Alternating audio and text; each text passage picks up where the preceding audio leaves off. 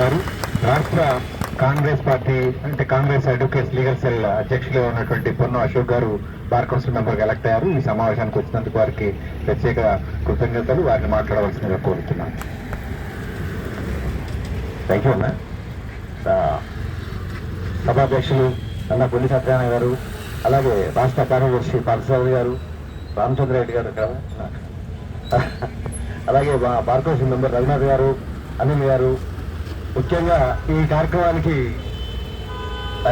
జరగడానికి రావడానికి కారణం శ్రీనివాసరావు గారు, శల్యాక గారు, అలాగే మా కిరణ్ కుమార్ గారు, మిత్రులు, సోదరులారా, సోదరిమల్లారా, వివిధ భారతదేశం నుంచి వచ్చి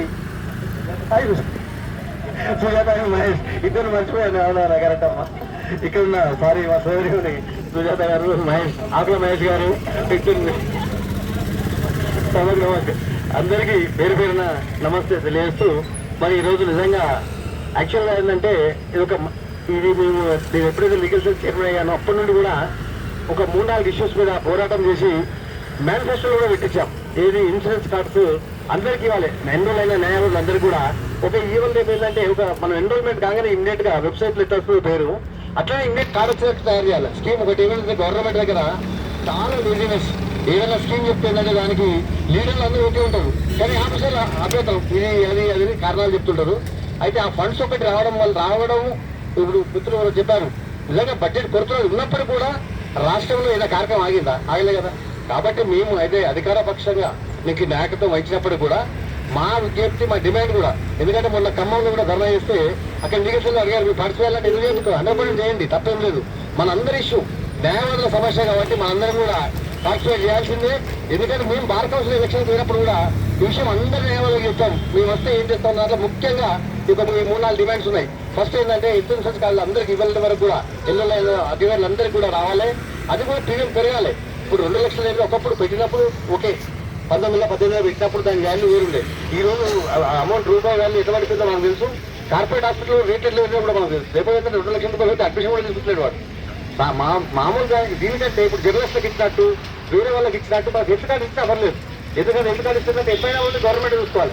అటువంటి స్కీమ్ అయినా పర్లేదు, కానీ ఇది లిమిట్ చేసి ఈ ఎటు కాకుండా ఆ 2 లక్షల రూపాయలు వాళ్ళు ఇన్సూరెన్స్ చేస్తున్నారు. ఈ డిసీజ్కి ఇన్నే పైన ఇస్తాం, ఇంతకంటే ఎక్కువ ఇవ్వం.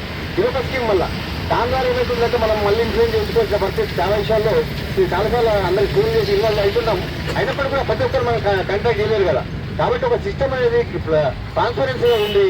దాని యొక్క మన న్యాయవాదులందరూ కూడా వివిధ బెనిఫిట్స్ రావాలని కోరుకుంటూ ఏది ఉద్యమం చేపడుతున్నారో ఇదన్నిటికీ ఎల్లవరూ అన్ని సహకరిస్తూ, మరి సోదరుడు సత్యనారాయణ గారు కూడా తెలుసు నాకు, గతంలో కూడా వారు ఎక్స్పీరియన్స్ 20 సంవత్సరాల నుంచి కూడా ఈ బార్ కౌన్సిల్లో ఉండి మొత్తం అంటే బార్ కౌన్సిల్ ద్వారా కూడా ఎంత బెనిఫిట్ చేయగలమో అనే దాంట్లో కూడా వారి సలహాలు ముందు తీసుకుంటాం.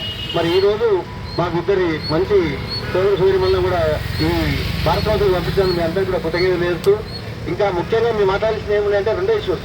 ఒక కిరణ్ చెప్పినట్టు ఏదైనా కానీ ఒకటి స్టార్ట్ అయినాక దాన్ని పెంచాలి. మనం ఒక చెట్టు మొక్క పెట్టినప్పుడు అది సరే మనం చిన్నది పెట్టిందని అనుకోవద్దు, దాన్ని నీళ్ళు వేస్తే పెద్దవుతుంది. కాబట్టి ఇవి 2 లక్షల అనేది కాకుండా మనకేం కావాలి, ఇప్పుడు ఇంకా చాలా ఉన్నాయి. మనం స్టైఫండ్ అనుకున్నాం, స్టైఫండ్ లేదు.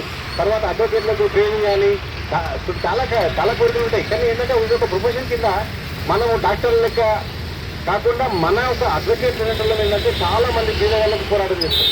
డాక్టర్లకు ఏముంది, ఇన్సూరెన్స్ కంపెనీస్ కావచ్చు, గవర్నమెంట్ కావచ్చు, అంతా హెల్ప్ చేసుకుంటారు. కానీ మనకు వచ్చేసరికి ఏమవుతుంది, మనం సొంతంగా సంపాదించుకోవాలి పైసలు, మనకు ఎవరు ఇచ్చేది లేదు. కాబట్టి మన వచ్చిన పైసలు మన కుటుంబానికి ఆదుకోవడానికి మనం బతకడానికి సరిపోతుంది.